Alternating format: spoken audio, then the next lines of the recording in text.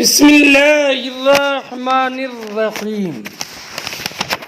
باب ما یکرہ من النیاحۃ علی المیت۔ یہ باب اس کے بیان میں کہ میت پر نوحہ کرنا مکروہ ہے۔ نوحہ کرنا یعنی بال نوچنا،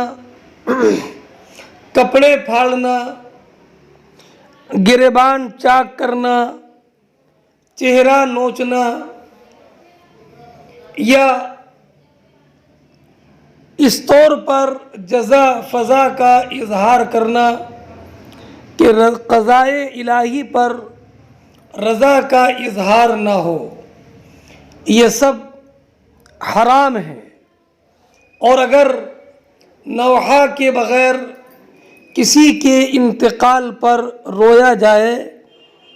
اور اس میں نوحہ نہ ہو تو یہ ممنوع نہیں ہے بلکہ جائز ہے۔ وقال عمر رضی اللہ تعالی عنہ دعہن یبکین علی ابی سلیمان ما لم یکن نقع او لق والنقع التراب على الراس واللقلقۃ الصوت۔ اس حدیث میں نقع کا لفظ ہے، اس کا معنی ہے سر پر مٹی ڈالنا، اور لقلقہ کا معنی ہے آواز بلند کرنا، شور مچانا، چلانا۔ یہ پوری تعلیق یہ ہے کہ حضرت خالد ابن ولید سیف اللہ کا جب انتقال ہو گیا، انتقال سن 21 ہجری میں ہوا، یا تو شام کے شہر حمص میں ہوا یا مدینہ طیبہ میں ہوا، دونوں روایتیں ہیں۔ اور عامۃ العلماء کا قول یہ ہے کہ آپ کا انتقال شہر حمص میں ہوا تھا، تو جب ان کے انتقال کی خبر ملی تو بنی مغیرہ کی عورتیں جمع ہو کر ان پر رونے لگیں، تو حضرت عمر ابن خطاب رضی اللہ تعالی عنہ سے کہا گیا ارسل الیہن، آپ ان کی طرف کسی کو بھیجیے کہ وہ انہیں رونے سے منع کرے۔ تو نبی اکرم صلی اللہ تعالی علیہ وسلم نے نبی اکرم صلی اللہ تعالی علیہ وسلم کے اس جانباز سپاہی سیف اللہ خالد ابن ولید پر رونے والی عورتوں کے تعلق سے حضرت عمر ابن خطاب رضی اللہ تعالی عنہ نے بجائے منع کرنے کے فرمایا کہ ان کو ابو سلیمان پر آنسو بہانے دو۔ ابو سلیمان کنیت ہے حضرت خالد بن ولید کی، انہیں ابو سلیمان پر آنسو بہانے دو، رونے دو۔ ما لم یکن نقع او لقلقہ، جب تک کہ یہ بالوں میں مٹی نہ ڈالے، اور او لقلقہ، اور جب تک چیخنا چلانا شروع نہ کرے۔ اس سے یہ معلوم ہوا کہ میت پر نوحہ کرنا، بال نوچنا یا سر پر مٹی ڈالنا یا چیخنا چلانا، گریبان چاک کرنا، کپڑے پھاڑنا، یہ سب ممنوع، ناجائز و گناہ ہے۔ لیکن اگر بلا نوحہ کے روکا جائے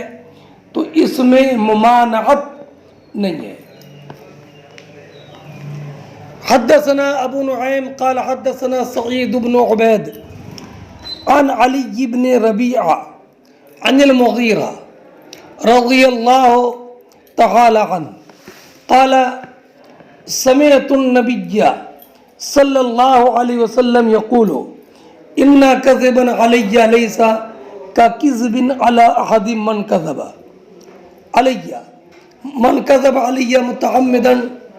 فلیتبوأ مقعده من النار وسمعت النبی صلی اللہ علیہ وسلم یقول من یناح علی یعذب بما نیح علیہ۔ فرماتے ہیں امام بخاری ہم سے حدیث بیان کی ابو نعیم نے، انہوں نے کہا کہ ہم سے حدیث بیان کی سعید ابن عبید نے، وہ روایت کرتے ہیں علی ابن ربیعہ سے، وہ مغیرہ ابن شعبہ رضی اللہ تعالی عنہ سے، وہ کہتے ہیں کہ میں نے نبی اکرم صلی اللہ تعالی علیہ وسلم کو سنا کہ سرکار نے ارشاد فرمایا کہ بے شک مجھ پر جھوٹ باندھنا تم میں سے کسی ایک پر جھوٹ باندھنے کے مثل نہیں ہے، یعنی مجھ پر جھوٹ باندھنے کی سزا اس جھوٹ سے سخت ہے جو جھوٹ کسی اور کے خلاف بولا جائے، اس لیے کہ اگر میری طرف کوئی بات منسوب کر کے جھوٹ بیان کر دی تو وہ دین کا حصہ ہو جائے گی، اس لیے ایسی تہمت اور جھوٹ باندھنے والا مجھ پر سخت ترین مجرم ہے، اور اس کے اس جرم عظیم کی سزا یہ ہے کہ من کذب علی متعمدا فلیتبوأ مقعدہ من النار، جو مجھ پر جھوٹ باندھے جان بوجھ کر وہ اپنا ٹھکانہ جہنم میں بنا لے۔ اب رہا یہ معاملہ کہ اگر کسی اور پر بھی جھوٹ انسان باندھے گا اور بہتان لگائے گا تو یہ بھی تو گناہ کبیرہ ہے اور یہ عصیان ہے، اور قرآن کریم فرماتا ہے وَمَن يَعْصِ اللَّهَ وَرَسُولَهُ وَيَتَعَدَّ حُدُودَهُ يُدْخِلْهُ نَارًا خَالِدًا فِيهَا، جو اللہ اور اس کے رسول کی نافرمانی کرے اور اس کے حدود کو تجاوز کر جائے تو اللہ رب العزت اس کو جہنم میں داخل فرمائے گا جس میں وہ ہمیشہ رہے گا۔ تو اس سے یہ معلوم ہوا کہ کسی اور پر جھوٹ باندھنا یہ عصیان ہے اور اس کی سزا بھی دخول نار ہے۔ تو پھر دونوں میں کیا فرق رہا؟ تو فرق یہ ہے کہ اور پر جھوٹ باندھنے والا یہ جہنم میں داخل ہوگا، لیکن ہمیشہ جہنم کو اپنا ٹھکانہ بنائے ایسا نہیں ہے۔ اور سرکار نے فرمایا من کذب علی متعمدا فلیتبوأ مقعدہ من النار، جو انسان مجھ پر جھوٹ باندھے تو اپنا ٹھکانہ جہنم میں بنا لے۔ تو ٹھکانہ بنانا یہ الگ ہے، جہنم ٹھکانہ بنا لیا جائے یہ الگ ہے، اور جہنم میں داخل ہو یہ الگ ہے۔ پھر فلیتبوأ یہ باب ثلاثی مزید سے ہے جو مبالغہ پر دلالت کرتا ہے۔ پھر فلیتبوأ یہ امر کا لفظ ہے، یہ امر کا لفظ بھی یہ بتاتا ہے کہ اس کا جہنم میں اس کا ٹھکانہ بنایا جانا اور اس کا جہنم اس کا مستقر ہونا یہ لازمی ہے۔ اس کے بعد فرماتی ہیں کہ میں نے نبی کریم علیہ السلام کو سنا، سرکار نے فرمایا من یناح علیہ یعذب بما نیح علیہ۔ من یناح اصل میں ہے یناحو، جیسے یقالو، اب من شرطیہ جازم ہے اس لیے الف گر گیا تو معنی ہوا من یناح علیہ یعذب بما نیح علیہ۔ بما نیحا میں با برائے سببیت ہے اور نیحا فعل ماضی ہے۔ نبی کریم علیہ السلام نے فرمایا من یناح علیہ، جس میت پر نوحہ کیا جائے، یعذب بما نیح علیہ، اس کو عذاب دیا جائے گا اس نوحے کی وجہ سے جو اس پر کیا گیا، جو اس پر کیا گیا ہے نا۔ ایک تو معنی یہ ہوا تو اب اس کی تفصیل پہلے گزر گئی ہے، یہ تب ہے جب کہ مرنے والا نوحہ کرنے کی وصیت کر گیا ہو، یا نوحہ کرنے کا عادی ہو، یا اس نے نوحہ کرنے کی تاکید کی ہو یا نوحہ کرنا سکھایا ہو، تو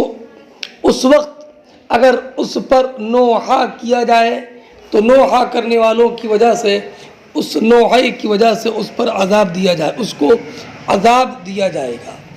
ایک تو یہ تفصیل ہے، اور ایک تفصیل یہ ہے کہ بما، یہ با برائے سببیت نہ ہو، بلکہ با برائے سببیت نہ ہو، اور بلکہ با برائے مصاحبت ہو۔ تو معنی یہ ہوگا کہ بے شک جس انسان پر نوحہ کیا گیا، یعذب بما نیح علیہ، اس کو عذاب دیا جائے گا اسی کے ذریعے ان الفاظ کے ذریعے کہ جو الفاظ اس کے نوحے میں کہے گئے۔ یعنی اگر یہ کہا گیا یا جبلا، یا کافا، یا عوضہ، اے میرے پہاڑ اور اے میری پناہ گاہ، یا اے میرے بازو، تو اب اس سے یہ کہا جائے گا زجرن، کیا تو پہاڑ تھا، کیا تو بازو تھا، کیا تو پناہ گاہ ہے، یہ کہا جائے گا۔ اب اس حدیث سے یہ معلوم ہوا کہ نوحہ بالاجماع حرام ہے، اس لیے کہ یہ رسم جاہلیت ہے۔ نبی کریم علیہ السلام جب عورتوں سے اسلام پر بیعت لیتے تھے تو اس پر بھی بیعت لیتے تھے کہ نوحہ نہیں کریں گی، اور یہ باب اس بات پر بھی دلالت کرتا ہے کہ میت پر رونے کی نہیں اس وقت ہے جب کہ اس میں نوحہ ہو، اگر نوحہ نہ ہو تو رونا جائز ہے۔ چنانچہ حضرت عمر رضی اللہ تعالی عنہ نے عورتوں کو حضرت خالد ابن ولید کے انتقال پر بغیر نوحہ کے رونے کی اجازت دی، اور حضرت مغیرہ ابن شعبہ کی جو حدیث ہے اس میں نبی کریم علیہ السلام نے ارشاد فرمایا یعذب بما نیح علیہ، یہ اس بات کی دلیل ہے کہ اگر رونا بلا نوحہ کے ہو تو اس پر کوئی عذاب نہیں ہے۔ نوحہ کے تعلق سے 15 سے زیادہ صحابہ کرام علیہم الرحمۃ والرضوان کی روایتیں ہیں۔ ایک ابو مالک اشعری کی روایت ہے کہ سرکار نے فرمایا اربع من امتی من امر الجاہلیہ لا یترکونہا، میری امت میں 4 باتیں امر جاہلیت سے ہے، لوگ اس کو چھوڑیں گے نہیں۔ ایک الفخر فی الاحساب ہے نا، والطعن فی الانساب، حسب پر فخر کرنا، اپنے بڑے پیشے پر فخر کرنا، نسبوں میں طعن کرنا اور نچھتر سے بارش چاہنا، والنیاحہ اور نوحہ کرنا۔ نبی کریم صلی اللہ تعالی علیہ وسلم کی ایک اور روایت ہے، وہ حضرت عبداللہ ابن عباس کی ہے کہ جب سرکار نے ان عورتوں سے بیعت لی تو ان کو نوحہ کرنے سے منع فرمایا، اور نوحے کا طریقہ جاہلیت میں یہ تھا، کپڑے پھاڑتے، چہرہ نوچتے، بال نوچتے۔ اور حضرت ابو سعید خدری رضی اللہ تعالیٰ عنہ کی روایت ہے کہ سرکار نے فرمایا لعن اللہ النائحۃ والمستمعہ، اللہ رب العزت نے لعنت فرمائی نوحہ کرنے والے پر اور نوحہ بغور سننے والے پر۔ اور حضرت علی رضی اللہ تعالی عنہ کی روایت ہے کہ نبی کریم علیہ السلام سے کہ انہ نہا عن النوح، سرکار نے نوحے سے منع فرمایا۔ اور حضرت جابر کی روایت ہے کہ نبی کریم نے ارشاد فرمایا انما نہیت عن النوح، میں نے نوحے سے منع کیا، اور یہ انما نہیت مجھ سے منع کیا گیا نوحہ کرنے سے۔ اور حضرت قیس ابن عاصم کی روایت ہے، انہوں نے فرمایا کہ لا تنوحوا علیہ، مجھ پر نوحہ مت کرنا، فإن رسول اللہ لم ینح علیہ، اس لیے کہ نبی کریم پر نوحہ نہیں کیا گیا تھا۔ اور حضرت جنادہ بن مالک کی روایت ہے کہ ثلاث من فعل الجاہلیہ، 3 کام امور جاہلیت سے ہیں جس کو اہل اسلام نہیں چھوڑیں گے۔ ایک تو تاروں سے بارش طلب کرنا، نسب میں طعن کرنا، اور میت پر نوحہ کرنا۔ اور بھی حدیثیں ہیں کہ نبی کریم علیہ، حضرت انس کی روایت ہے کہ نبی کریم علیہ السلام نے جب بیعت لی تھی عورتوں سے تو آپ نے یہ فرمایا تھا اللہ ینحنا، کہ وہ نوحہ نہیں کریں گی۔ اور ایک حدیث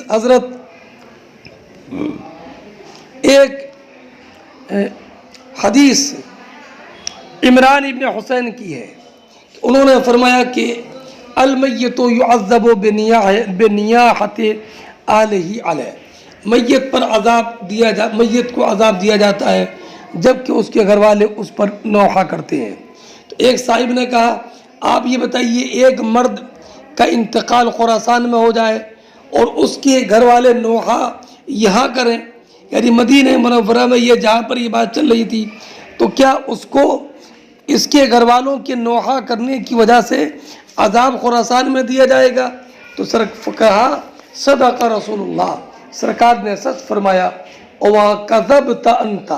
اور تم نے غلط کہا۔ اور ایک حدیث پاک میں ہے کہ ابو موسیٰ کی روایت ہے اشعری کہ نبی کریم نے فرمایا من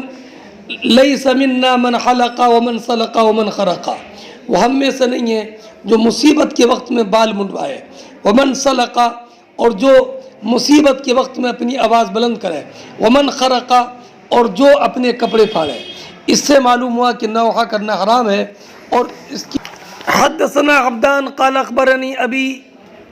عن شعبہ عن قتادہ عن سعید بن المسیب عن ابن عمر عن ابی عن النبی صلی اللہ علیہ وسلم قال المیت یعذب فی قبرہ بما نیح علیہ۔ فرماتے ہیں کہ ہم سے حدیث بیان کی عبدان نے ہم سے حدیث بیان کی۔ فرماتے ہیں وہ کہتے ہیں کہ مجھے خبر دی میرے والد نے، عبدان یہ عبداللہ ابن عثمان ہیں، تو ان کے والد ہوئے عثمان، انہوں نے روایت کی شعبہ سے، انہوں نے قتادہ سے، انہوں نے سعید ابن مسیب سے، انہوں نے حضرت عبداللہ ابن عمر سے، اور وہ روایت کرتے ہیں، عبداللہ ابن عمر روایت کرتی ہیں اپنے والد حضرت عمر رضی اللہ تعالی عنہ سے کہ حضرت عمر رضی اللہ تعالی عنہ نے فرمایا کہ المیت یعذب فی قبرہ بما نیح علیہ، میت کو اس کی قبر میں عذاب دیا جاتا ہے اس پر نوحہ کیے جانے کی وجہ سے۔ فرماتے ہیں تابعہ عبد العالی، عبدان کی متابعت کی ہے عبد العالی ابن حماد نے، انہوں نے کہا کہ ہم سے یہ حدیث بیان کی یزید ابن زرع نے، انہوں نے کہا کہ ہم سے حدیث بیان کی سعید ابن ابی عروبہ نے، انہوں نے کہا کہ ہم سے حدیث بیان کی قتادہ نے، انہوں نے روایت کی سعید ابن مسیب سے۔ وقال آدم عن شعبہ، فرماتی ہیں آدم ابن ابی ایاس نے شعبہ سے روایت کی ہے نا، اور لیکن اس میں لفظ بدلے ہوئے ہیں، اس میں یہ نہیں ہے کہ المیت یعذب فی قبر بما نیح علیہ، اس میں یہ ہے کہ المیت یعذب ببکاء الحی علیہ، کہ حضرت کہ اس میں یہ ہے کہ حضرت عمر رضی اللہ تعالی عنہ نے فرمایا کہ نبی کریم نے یہ فرمایا کہ میت کو عذاب دیا جاتا ہے اس پر زندہ کے رونے سے، اب میت کو زندے کے رونے سے عذاب دیا جاتا ہے، اس کی توضیح پہلے گزر گئی ہے۔ باب، یہ باب جب بلا کسی عنوان کے ہوتا ہے تو یہ بے منزل فصل ہوتا ہے۔ فرماتے حدثنا علی بن عبداللہ قال حدثنا سفیان قال حدثنا ابن المنکدر قال سمعت جابر بن عبداللہ قال جیء بأبی یوم احد قد مسل بی حتی وضع بین یدی رسول اللہ صلی اللہ علیہ وسلم وقد سجی سودا فذهبت اريد ان اكشف عنه فنهاني قومي ثم ذهبت اكشف عنه فنهاني قومي فامر رسول الله صلى الله عليه وسلم فرفع فسمع صوت صائحة فقال من هذه؟ قال بنت عمرو او اخت عمرو قال فلما تبكي او لا تبكي فما زالت الملائکۃ تظلہ بأجنحتها حتی رفع۔ حضرت جابر ابن عبداللہ رضی اللہ تعالی عنہ کے والد عبداللہ غزوہ احد میں شہید ہو گئے، اور عبداللہ کے والد کا نام ہے عمرو، یعنی عمرو جو ہے وہ حضرت جابر کے دادا ہیں، اور جابر کے والد عبداللہ، عبداللہ کے والد عمرو۔ تو جابر کے والد عبداللہ غزوہ احد میں شہید ہو گئے، اور کفار نے ان کے ناک کان بھی کاٹ لیے تھے، اور ان کو، اور اس کے بعد حضرت عبداللہ کو کے جسم مبارک کو ایک کپڑے سے ڈھانک دیا گیا تھا، نبی کریم علیہ السلام کے سامنے لایا گیا۔ جابر کہتے ہیں کہ میں اپنے والد کے جسم سے کپڑا ہٹا کر دیکھنا چاہتا تو میری قوم کے لوگ مجھے منع کر دیتے، پھر میں نے ارادہ کیا کہ میں کپڑا ہٹا کر اپنے والد کے جسم کو دیکھوں، چہرے کو دیکھوں، تو لوگوں نے پھر مجھے منع کر دیا، اور اس کے بعد ان کے جنازے کو اٹھایا گیا تو سرکار نے ایک رونے والے کی آواز کو سنا، بلند آواز سے رونے والی کی آواز کو سنا، تو نبی اکرم صلی اللہ تعالی علیہ وسلم نے فرمایا کہ یہ رونے والی کون ہے؟ تو کہا کہ یہ عمرو کی بہن ہے، عمرو کی بہن ہے یا عمرو کی بیٹی ہیں۔ اور عمرو کون ہے؟ حضرت جابر کے دادا، تو اگر ان کی بیٹی ہیں تو یہ حضرت جابر کے والد عبداللہ کی بہن ہوئی، تو یہ حضرت جابر کی پھوپھی ہوئی، جب کہ یہ ان کے دادا کی لڑکی، دادا عمرو کی لڑکی ہوں۔ ان کا نام کیا تھا؟ فاطمہ، یا فاطمہ تھا، اور دوسری بہن کا نام ہند تھا۔ تو یہ رونے والی حضرت جابر کی پھوپھی ہوئی، اور یہ کہا گیا کہ یہ عمرو کی بہن ہے، اور عمرو جو ہے وہ حضرت جابر کے دادا ہیں۔ تو جب ان کے دادا کی بہن ہوئی تو یہ ان کی پھوپھی نہیں ہوئی اب، بلکہ ان کے والد حضرت عبداللہ کی پھوپھی ہوئی، یعنی بتایا گیا کہ یہ رونے والی عمرو جابر کے دادا کی بہن ہے، تو یہ حضرت جابر کے والد عبداللہ کی پھوپھی ہوئی، یہ عمرو کی بیٹی ہیں تو یہ حضرت جابر کی پھوپھی ہوئی۔ تو نبی کریم علیہ السلام نے ارشاد فرمایا فلما تبکی، یہ کیوں رو رہی ہیں؟ یہ استفہام غائب سے ہے، غائبہ سے استفہام ہے، غائبہ کے بارے میں استفہام ہے، غائبہ کے بارے میں استفہام ہے، وہ کیوں رو رہی ہیں؟ یا فرمایا لا تبکی، ان کو نہیں رونا چاہیے۔ فما زالت الملائکۃ تظلہ بأجنحتہا، فرشتے برابر اپنے پروں سے ان پر سایہ کرتے رہے، حتی رفع، یہاں تک کہ ان کا جنازہ اٹھایا گیا۔ اور جب ان کو اتنا مقام رفیع حاصل ہو گیا تو اب ان پر رونا مناسب نہیں ہے، بلکہ مناسب یہ ہے کہ ان کے اس مقام رفیع پر خوشی منایا جائے، اس مقام رفیع پر خوشی منایا جائے۔ اگلا باب، اچھا ترجمہ دیکھ لیں۔ فرماتے ہیں جابر ابن عبداللہ کہ جی ابی یوم احد، غزوہ احد کے دن میرے والد کو لایا گیا، قد مصطلح بھی، ان کے ناک کان کاٹ دیے گئے تھے، حتیٰ وضع بین یدی رسول اللہ، یہاں تک کہ نبی کریم علیہ السلام کے سامنے ان کے جنازے کو رکھا گیا، وقد سجیا ثوباً، اور ایک کپڑے سے ڈھانک دیا گیا تھا، فذهبت اريد ان اکشف عنہ، تو میں نے ارادہ کیا کہ ان کے جسم سے کفن ہٹاؤں، کپڑا ہٹاؤں، فنہانی قومی، تو مجھے میری قوم نے منع کر دیا، ثم ذهبت، پھر میں گیا کہ اکشف عنہ، میں ان کے جسم، ان کے بدن سے کپڑا ہٹاؤں، فنہانی قومی، تو مجھے میری قوم نے روک دیا، فامر رسول اللہ، تو نبی کریم علیہ السلام کے حکم سے ان کا جنازہ اٹھایا گیا، فسمع صوت صائحۃ، تو آپ نے ایک چلانے والی کی آواز سنی، تو آپ نے پوچھا من ہذہ، یہ کون ہے؟ تو قالوا بنت عمر، کہا گیا کہ یہ حضرت عبداللہ کے والد عمر کی بیٹی ہیں، یعنی حضرت عبداللہ کی بہن ہے تو جابر کی پھوپھی ہوئیں، او اخت عمر، اور یا یہ حضرت جابر کے دادا اور ان کے والد عمر کی بہن ہے تو یہ حضرت عبداللہ کی پھوپھی ہوئیں۔ تو سرکار نے فرمایا فلما تبکی، وہ کیوں رو رہی ہیں؟ یا فرمایا لا تبکی، وہ نہ روئیں، فما زالت الملائکۃ تظلہ، کہ فرشتے برابر ان کو اپنے پروں سے سایہ کر رہے تھے، حتیٰ رفع،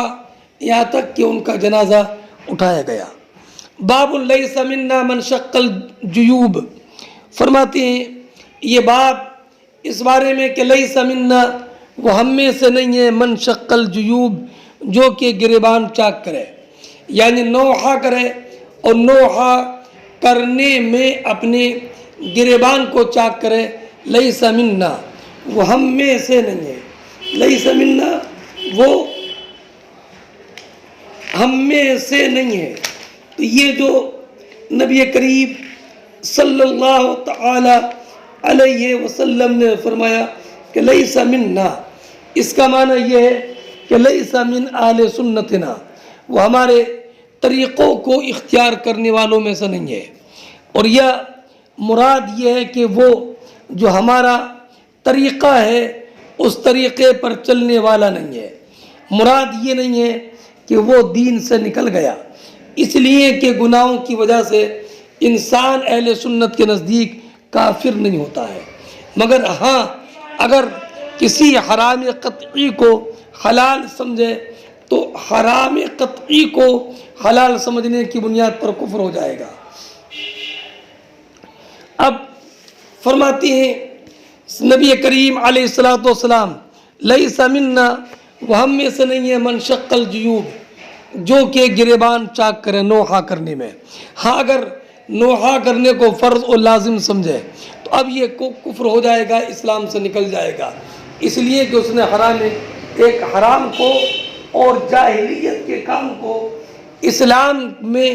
داخل کیا اور اس کو جائز اور سنت سمجھا تب، اور یا وہ دامن چاک، وہ گریبان چاک کرے اور ایسے کلمات بولے جو کفر کے ہوں تو بلا شبہ وہ لیس منا، ہم میں سے نہیں ہے، مسلمان ہی نہیں ہے، اور یا اللہ کی قضا کو پر راضی نہ ہو، اب بالکل یہ لیس منا، وہ ہم میں سے نہیں ہے یعنی مسلمان نہیں ہے۔ اور ایک معنی یہ ہے کہ لیس منا کا معنی یہ ہے لیس علی سیرتنا الکاملہ، وہ ہماری سیرت کاملہ پر نہیں ہے۔ کون نہیں ہے؟ من لطم الخدود، جو چہروں پر تماچے مارے نوحہ کرنے میں، وشق الجیوب اور گریبان چاک کرے، ودعا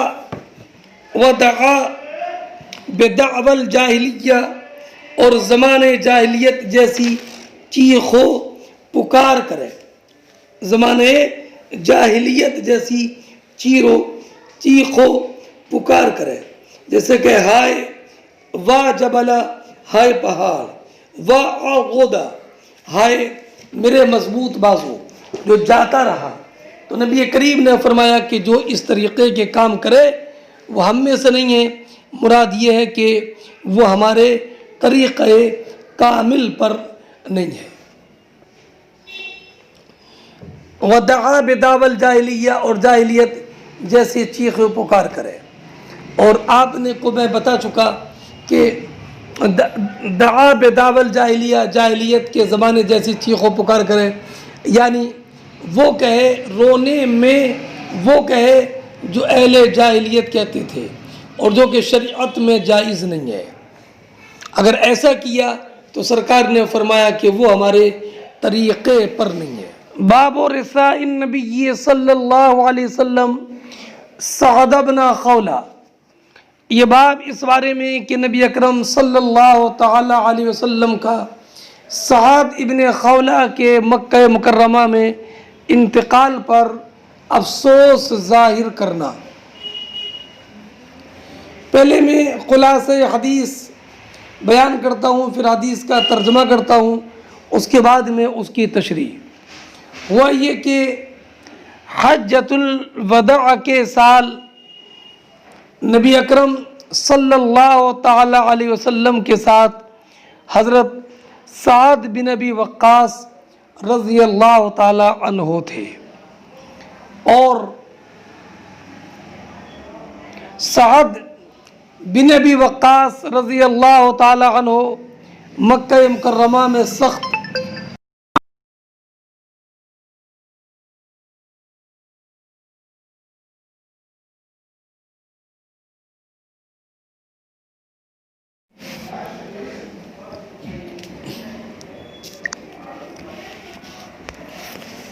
اور نبی اکرم صلی اللہ تعالی علیہ وسلم حضرت سعد بن ابی وقاص کی عیادت کے لیے تشریف لائے۔ تو حضرت سعد بن ابی وقاص رضی اللہ تعالی عنہ نے عرض کی، یا رسول اللہ علیہ الصلاۃ والسلام، میری شدت تکلیف جو ہے وہ آپ نے دیکھا کہ مجھے بہت سخت مرض ہے، اور یا رسول اللہ علیہ الصلاۃ والسلام میں مالدار شخص ہوں، اور میرے ورثہ میں صرف میری ایک بیٹی ہے جن کا نام عائشہ۔ فتح مکہ کے بعد حجۃ الوداع تک حضرت سعد بن ابی وقاص رضی اللہ تعالی عنہ کے کوئی لڑکا نہیں تھا۔ یہ لڑکے ان کی پیدائش بعد میں ہوئی، انہی میں ایک عامر ہے اور ایک عمر ہے۔ یا رسول اللہ میرے وارثین میں صرف ایک بیٹی ہے، تو یا رسول اللہ کیا میں اپنے مال کے 2 حصوں کا صدقہ کر دوں، کہ اپنا مال 3 حصوں میں تقسیم کروں اور ایک حصہ اپنی بیٹی کے لیے چھوڑوں اور 2 حصوں کو صدقہ کر دوں؟ تو نبی کریم علیہ الصلاۃ والسلام نے منع فرما دیا۔ تو پھر حضرت سعد بن ابی وقاص نے فرمایا، یا رسول اللہ علیہ الصلاۃ والسلام کیا میں آدھا مال صدقہ کر دوں؟ تو نبی کریم علیہ الصلاۃ والسلام نے فرمایا نہیں۔ پھر کہا الثلث، سرکار میں 1/3 مال صدقہ کر دوں؟ تو نبی کریم علیہ الصلاۃ والسلام نے فرمایا وَالثُّلُثُ کبیر یا وَالثُّلُثُ کثیر، ثلث بھی بہت ہے، ثلث بھی زیادہ ہے، یعنی اگر تم صدقہ کرنا چاہو تو حد سے حد ثلث مال کا، اس سے زیادہ کا نہیں۔ اس کے بعد نبی اکرم صلی اللہ تعالی علیہ وسلم نے فرمایا انک ان تذر ورثتک اغنیاء خیر من ان تذرہم عالۃ یتکففون الناس۔ نبی اکرم علیہ السلام نے ارشاد فرمایا سعد بن ابی وقاص تم اپنے ورثہ کو مالدار چھوڑو، یہ اس سے بہتر ہے کہ تم اپنے ورثہ کو فقیر اور محتاج چھوڑو کہ پھر وہ تمہارے بعد لوگوں کے سامنے ہاتھ پھیلا کر سوال کرے اور محتاج رہ جائے۔ یہ مناسب نہیں ہے، بلکہ بہتر یہ ہے کہ تم اپنے بچوں کو مالدار چھوڑو، یعنی اپنا مال اپنے ورثہ کے لیے چھوڑ کر جاؤ۔ اگر تم نے 2/3 مال یا آدھا مال صدقہ کر دیا تو تمہاری بچی تمہارے بعد اپنے گزارے کے لیے لوگوں سے سوال کرنے کے لیے مجبور ہو جائے گی۔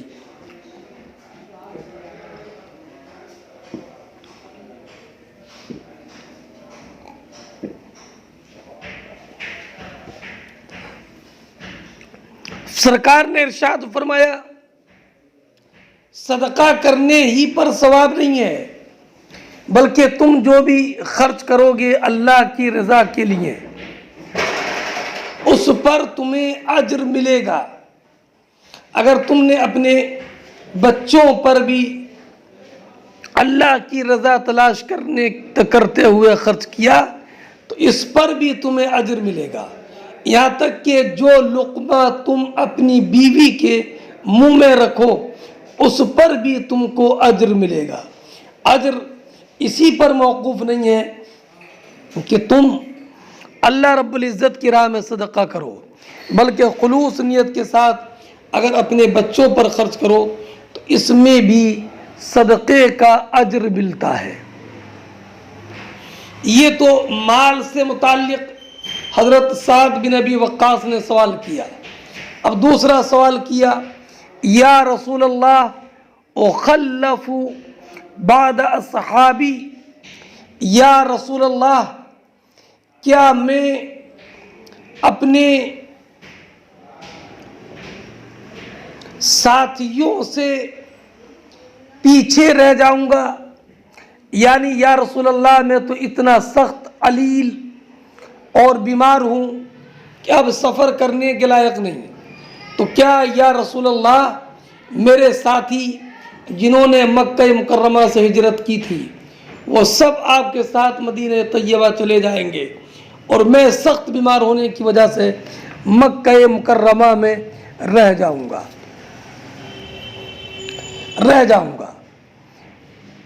کیا مطلب کہ جب حضرت سعد بن ابی وقاص نے نبی کریم علیہ السلام کی زبان مبارک سے یہ سن لیا کہ تم جو کچھ بھی خرچ کرو گے اللہ کی رضا کے لیے اس پر تمہیں اجر ملے گا، تو اس سے انہیں یہ تو یقین یا ظن غالب ہو گیا کہ اس مرض میں میرا انتقال نہیں ہوا۔ اب انہوں نے دوسری بات معلوم کی یا رسول اللہ کیا میں اپنے ساتھیوں کے بعد مکہ مکرمہ ہی میں رہ جاؤں گا؟ تو نبی کریم علیہ السلام نے ارشاد فرمایا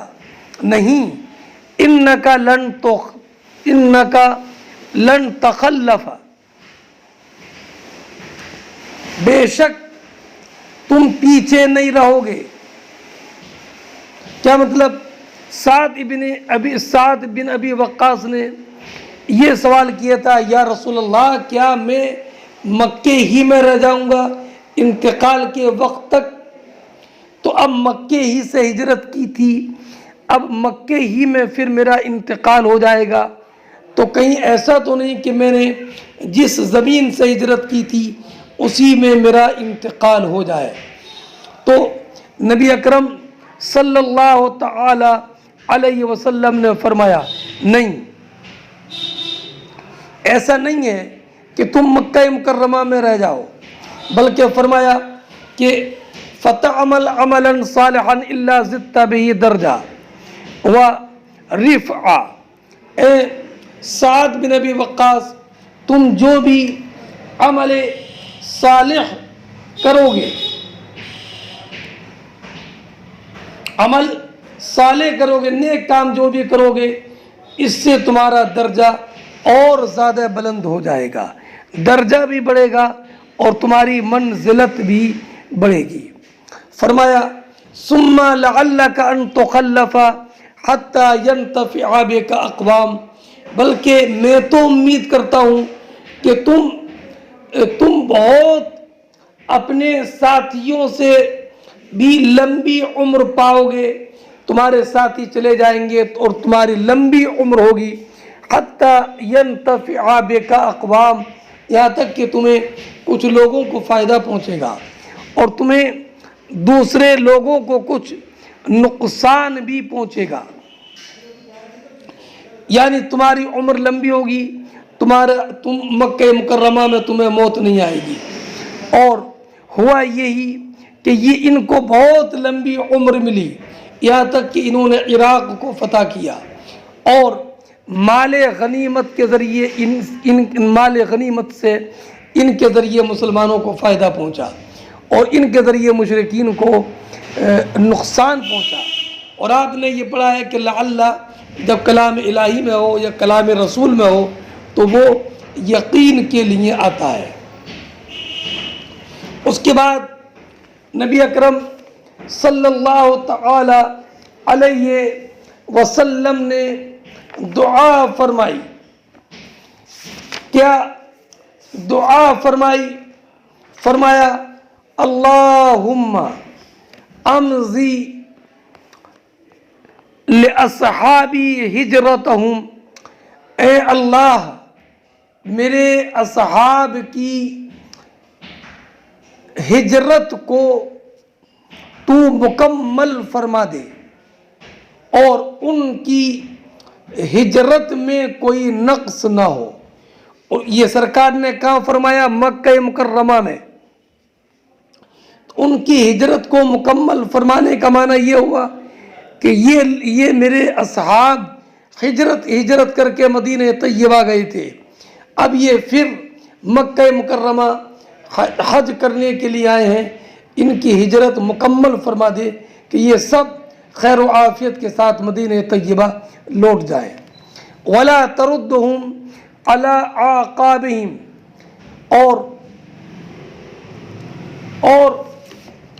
ان کو ان کی ایڑیوں پر نہ لوٹانا، ان کو ان کی ایڑیوں پر نہ لوٹانا۔ کیا مطلب؟ کہ ان کی ہجرت جو مدینہ طیبہ کی طرف ہوئی تھی، اب یہ مدینہ طیبہ نہ پہنچ پائیں،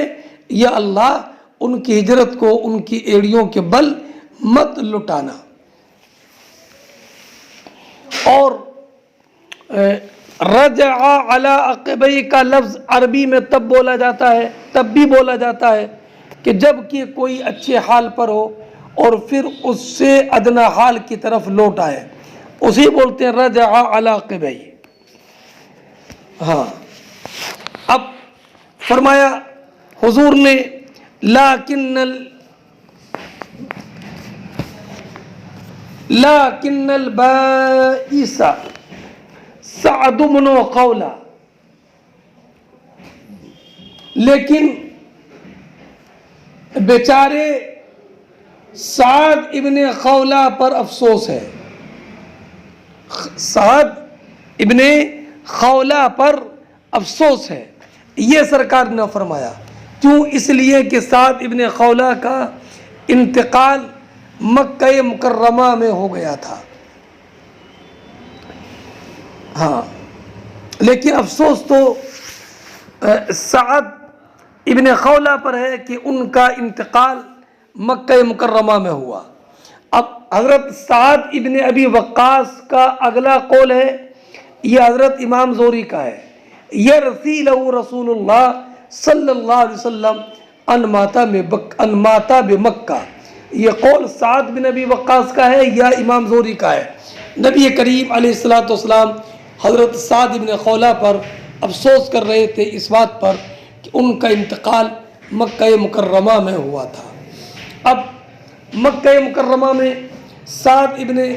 خولہ کا انتقال کب ہوا، اس تعلق سے 3 قول نقل کیے گئے ہیں سعد بن خولہ کے تعلق سے۔ 3 قول نقل ہیں۔ ایک قول یہ ہے کہ سعد ابن خولہ یہ مکہ مکرمہ میں فوت ہو گئے تھے، اس مکہ مکرمہ میں کہ جس مکہ مکرمہ سے یہ ہجرت کر کے مدینے گئے تھے، حالانکہ وہ چاہتے تھے کہ مدینے میں فوت ہوں، جہاں کے لیے انہوں نے ہجرت کی تھی۔ اسی لیے حضرت عمر نے یہ دعا کی تھی، اے اللہ مجھے اپنے راستے میں شہادت عطا فرما اور مجھے اپنے رسول کے شہر میں وفات عطا فرما، کیونکہ مہاجر پر اس وطن میں لوٹنا حرام ہے جس سے اس نے اللہ کی رضا کے لیے ہجرت کی۔ اسی لیے نبی کریم علیہ الصلوۃ نے فرمایا، حج کے افعال کرنے کے بعد کوئی مہاجر مکہ میں 3 دن سے زیادہ نہ ٹھہرے۔ اور حضرت عثمان غنی رضی اللہ تعالیٰ عنہ جب طواف کرتے تھے تو ان طواف وداع تو ان کی سواریاں کوچ کے لیے تیار رہتی تھیں۔ حضرت امام بخاری نے ذکر کیا کہ سعد بن خولہ بدر میں حاضر ہوئے، پھر مکہ واپس گئے اور وہیں فوت ہو گئے۔ اور یہ اپنی بیوی کے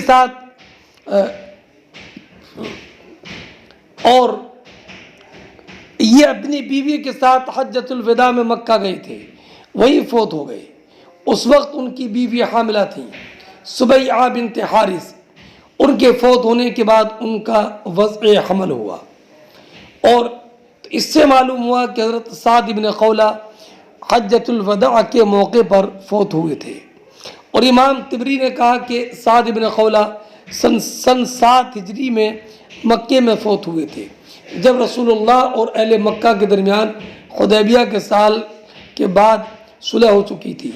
تو حضرت سعد بن خولہ مکہ گئے، نہ حج کے لیے اور نہ جہاد کے لیے، کیونکہ حج اس وقت تک فرض نہیں تھا، اور رہے حضرت سعد بن ابی وقاص وہ مکہ حج کرنے کے لیے گئے تھے۔ اگر مکہ میں فوت بھی ہو جاتی ہے تو حضرت سعد بن خولہ کے حکم میں نہیں تھے، جن پر حضور نے افسوس کیا تھا۔ اس لیے حضور نے افسوس حضرت سعد بن خولہ پر کیا۔ اور تو اس سے یہ معلوم ہوا کہ سعد بن خولہ رضی اللہ تعالی عنہ فتح مکہ سے پہلے ہی مکہ میں فوت ہو چکے تھے۔ اور ایک قول ابھی آپ نے پڑھا کہ وہ اب اس حدیث سے چند باتیں معلوم ہوئی۔ پہلی بات یہ کہ امام کے لیے مریض کی عیادت مستحب ہے، اور اس میں یہ بھی معلوم ہوا کہ مال جمع کرنا جائز ہے، اس میں کوئی عیب نہیں ہے۔ اور اس میں یہ بھی معلوم ہوا کہ صلہ رحمی پر ابھارنا اور اقارب کے ساتھ احسان کرنا اور راہ خیر میں مال خرچ کرنا مستحب ہے۔ اور یہ بھی معلوم ہوا کہ تمام اعمال کا مدار نیتوں پر ہے، اور مباح کام جب اللہ کی رضا کے لیے کیا جائے تو وہ طاعت اور کار ثواب بن جاتا ہے۔ اور یہ بھی معلوم ہوا کہ اگر دنیاوی کوئی کام اچھی نیت سے کیا جائے تو اس پر بھی اللہ اجر عطا فرماتا ہے، جیسے کہ بیوی کے منہ میں لقمہ رکھ دینا۔ اور یہ بھی معلوم ہوا کہ انفاق اللہ کی راہ میں مال خرچ کرنے سے ثواب تبھی ملے گا جب کہ وہ اللہ کی رضا کے لیے اللہ کی رضا کے ارادے سے خرچ کیا جائے۔ اور رہا بال بچوں پر خرچ کرنا، تو یا تو اس سے بھی ثواب ملتا ہے، یعنی اگر بال بچوں پر خرچ کیا جائے تو اس خرچ پر بھی اللہ رب العزت صدقے کا اجر عطا فرماتا ہے۔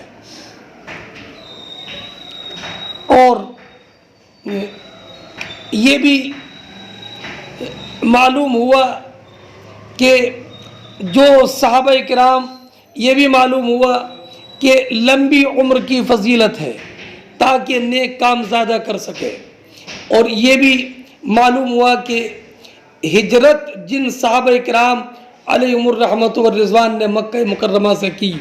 اب ان کو مدینہ طیبہ ہی میں رہنا لازم ہے تاکہ نبی کریم علیہ الصلوۃ والسلام کی نصرت میں لگے رہیں، ان سے شریعت کے علوم حاصل کرتے رہیں۔ اگر کوئی انسان مکہ مکرمہ لوٹ آئے اور کسی ضرورت کی وجہ سے آیا تو اور مکے ہی میں اس کا انتقال ہو گیا تو ہجرت کا ثواب اس کا ضائع نہیں جائے گا، اور اگر خود اپنے اختیار سے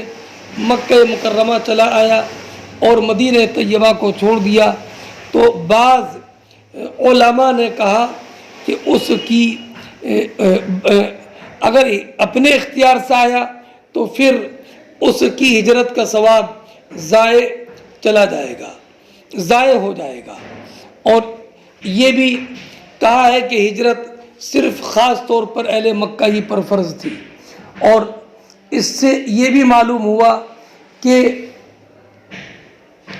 ورثہ کے لیے مالداری کی طلب ان کو محتاج بنا کر چھوڑنے سے بہتر ہے، اور اسی سے یہ معلوم ہوا کہ غنی کی ترجیح ہے، غنی شاکر کی ترجیح ہے فقیر پر، اور یہ بھی معلوم ہوا کہ وصیت ثلث مال یا ثلث مال سے کم میں، ثلث مال سے زیادہ میں نافذ نہیں ہوگی۔ اب ذرا حدیث کا ترجمہ میں آپ سے کے سامنے کر دوں۔ حضرت امام زہری روایت کرتے ہیں عامر ابن سعد بن ابی وقاص سے، وہ روایت کرتے ہیں اپنے والد سعد بن ابی وقاص سے کہ نبی کریم علیہ الصلوۃ والسلام حجۃ الوداع کے سال میری عیادت کرتے تھے۔ اس تکلیف، اس مرض میں جو مرض مجھ پر شدت اختیار کر گیا تھا، تو میں نے عرض کی یا رسول اللہ انی قد بلغ بی من الوجع، حضور مجھے مرض کی شدت ہے، وانا ذو مال، اور میں مالدار شخص ہوں، ولا یرثنی الا ابنۃ لی، اور میری وارث صرف میری بیٹی ہے، افتصدقوا بثلث مالی، کیا حضور مالی، تو کیا حضور میں اپنے مال کا 2/3 صدقہ کر دوں؟ تو فرمایا کہ نہیں۔ میں نے کہا تو آدھے مال کا؟ تو فرمایا کہ نہیں۔ میں نے کہا تہائی مال کا؟ تو فرمایا والثلث کبیر او کثیر، ثلث بہت ہے، یہ بڑا ہے۔ انک ان تذر ورثتک اغنیاء خیر من ان تذرهم عالۃ یتکففون الناس، کہ بے شک تم اپنے ورثہ کو مالدار چھوڑ جاؤ، یہ اس سے بہتر ہے کہ تم انہیں محتاج بنا کر چھوڑو کہ وہ لوگوں کے سامنے دست سوال دراز کریں۔ وَإِنَّكَ لَن تُنْفِقَ نَفَقَةً تَبْتَغِي بِهَا وَجْهَ اللَّهِ إِلَّا أُجِرْتَ بِهَا، اور بے شک تم جو بھی اللہ کی رضا کے لیے خرچ کرو گے اس پر تمہیں اجر دیا جائے گا، یہاں تک کہ وہ لقمہ بھی جو تم اپنی بیوی کے منہ میں رکھو۔ میں نے کہا یا رسول اللہ کیا اخلف بعد اصحابی، کیا میں اپنے ساتھیوں کے مدینہ چلے جانے کے بعد مکے میں اکیلا رہ جاؤں گا؟ تو فرمایا انک لن تخلف، تم ہرگز مکے میں اکیلے نہیں رہو گے، تم تو جو بھی نیک عمل کرو گے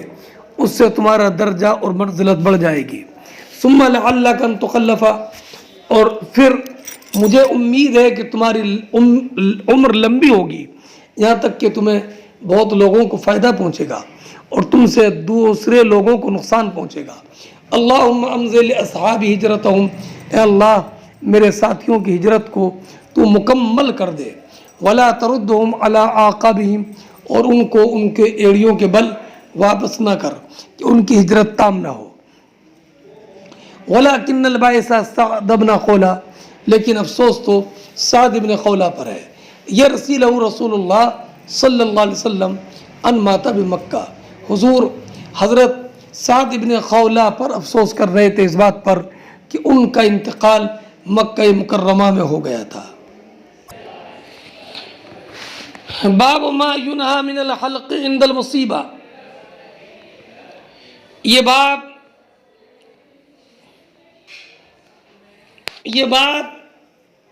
اس بیان میں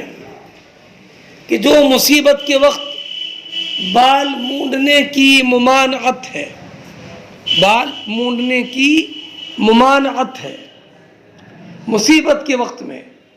اب آپ حدیث سننے سے پہلے اس کا حاصل سنیے۔ حضرت ابو موسیٰ اشعری رضی اللہ تعالی عنہ حضرت عمر بن خطاب رضی اللہ تعالیٰ عنہ کی طرف سے بصرہ کے امیر تھے۔ اس وقت یہ سخت بیمار ہوئے اور ان پر بے ہوشی طاری ہو گئی، تو ان کی بیوی صفیہ بنت دمون جو ابو بردہ کی والدہ ہیں، ایک روایت کے مطابق یہ اور یہ ام معبد، یہ ان کے بے ہوش ہونے کے وقت میں تیزی کے ساتھ میں رونے لگیں، چیخنے لگیں۔ حضرت ابو موسیٰ اشعری رضی اللہ تعالی عنہ بے ہوش تھے، ان کے اس رونے کو اور چیخنے کو روک نہ سکے۔ جب آپ کو ہوش آیا تو آپ نے کہا میں اس سے بری ہوں، ان کاموں سے بری ہوں جس سے نبی کریم صلی اللہ تعالی علیہ وسلم بری ہیں۔ اب نبی کریم علیہ السلام کن سے بری ہیں؟ تو فرمایا کہ سرکار بری ہیں سالقہ، حالقہ اور شاقہ سے۔ سالقہ، حالقہ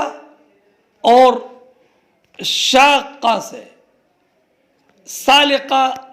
وہ عورت جو مصیبت کے وقت میں اپنی آواز کو بلند کرے، وہ سالقہ، اور حالقہ جو مصیبت میں اپنے بالوں کو مونڈے۔ یہی محل ترجمہ ہے کہ سرکار کے بال مونڈنے سے منع کیا گیا مصیبت کے وقت۔ وشاقہ، اور شاقہ سے منع کیا جو اپنے کپڑے پھاڑ لے، چیر لے مصیبت کے وقت میں۔ چنانچہ نبی کریم علیہ السلام نے ارشاد فرمایا ان انا بریء ممن حلق وسلق وخرق، بے شک میں اس سے بری ہوں جس نے اپنے بال مونڈے، وسلق اور اپنی آواز کو بلند کیا، وخرق اور اپنے کپڑے مصیبت کے وقت میں پھاڑے۔ یہ یاد رکھیے کہ نوحہ کرنا، چہرہ نوچنا، گریبان چاک کرنا، چہرے پر تھپڑ لگانا اور ویل اور اس مصیبت کے وقت میں شور مچانا اور یا غیر مناسب کلمات کہنا، یہ سب کے نزدیک حرام ہے، سب کے نزدیک حرام ہے۔ اور یہ جو فرمایا کہ نبی کریم صلی اللہ تعالی علیہ وسلم اس سے بری ہیں، تو اس کا مطلب یہ ہے کہ سرکار اس فعل سے بری ہیں، براءت اس فعل کے فاعل سے ہے، اور اس سے مطلب یہ نہیں ہے کہ وہ شخص اسلام سے نکل گیا، یہ مطلب نہیں ہے، بلکہ اس کا فعل ایسا ہے جو شریعت میں محمود نہیں ہے۔ فرماتے قال الحکم ابن موسیٰ، حکم ابن موسیٰ نے کہا کہ ہم سے حدیث بیان کی یحییٰ ابن حمزہ نے، وہ عبد الرحمن ابن جابر سے، وہ قاسم ابن مخیمرہ سے، مخیمرہ نے ان سے حدیث بیان کی۔ کیا حدیث بیان کی کہ قال حدثنی مخیمرہ، مخیمرہ نے کیا حدیث بیان کی کہ مجھ سے حدیث بیان کی ابو بردہ نے، ابو مردہ ابن ابی موسیٰ نے۔ وہ کہتے ہیں کہ حضرت ابو موسیٰ وجع ابو موسیٰ وجعن، حضرت ابو موسیٰ اشعری سخت بیمار ہو گئے، فغشی علی، ان پر غشی طاری ہو گئی، اور ان کا سر فی حجری امرأۃ من اہلہ، اپنے گھر کی عورتوں میں سے کسی ایک کی گود میں تھا۔ فلم یستطیع، تو وہ رونے لگی تیزی کے ساتھ، فلم يستطع ان يرد عليها، تو آپ اس کے اس رونے سے منع نہیں کر سکے بے ہوشی کی وجہ سے۔ جب آپ کو ہوش آیا تو آپ نے کہا انا بریء مما برئ به من رسول اللہ، میں اس سے بری ہوں جس سے کہ نبی کریم علیہ الصلوۃ والسلام بری ہیں، اور بے شک اللہ رب العزت بری ہیں، اللہ رب العزت کے رسول بری ہیں۔ کس سے؟ من الصالقہ، مصیبت کے وقت میں آواز بلند کرنے والی سے، والحالقہ، اور مصیبت کے وقت بال منڈوانے والی سے،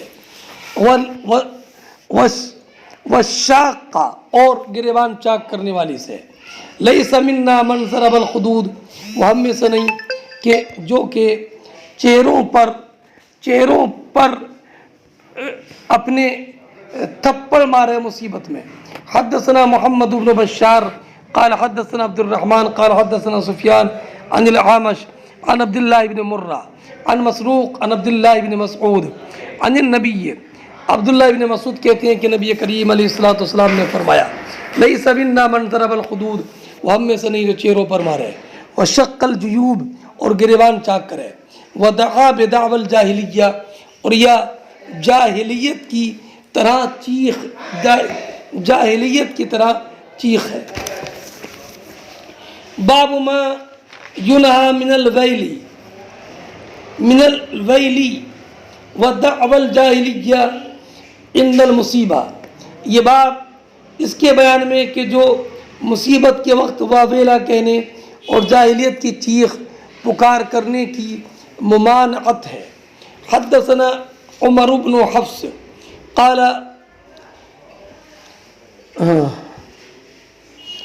حدثنا ابی قال حدثنا الأعمش عن عبد الله بن مرہ عن مسروق عن عبد الله قال النبي صلی اللہ علیہ وسلم لیس منا من ضرب الخدود وشق الجیوب ودعا بدعوى الجاہلیہ۔ عبداللہ ابن مسعود فرماتے ہیں کہ نبی کریم نے ارشاد فرمایا لیس منا، وہ ہمارے طریقے پر نہیں ہے جو کہ چہروں پر مارے، چہروں پر مارے، اور وشق الجیوب، اور گریبانوں کو پھاڑے، ودعا بدعوى الجاہلیہ، اور جاہلیت کی طرح زمانے جاہلیت کی طرح چیخ و پکار کرے، وہ ہم میں سے نہیں ہے۔ ان حدیث کی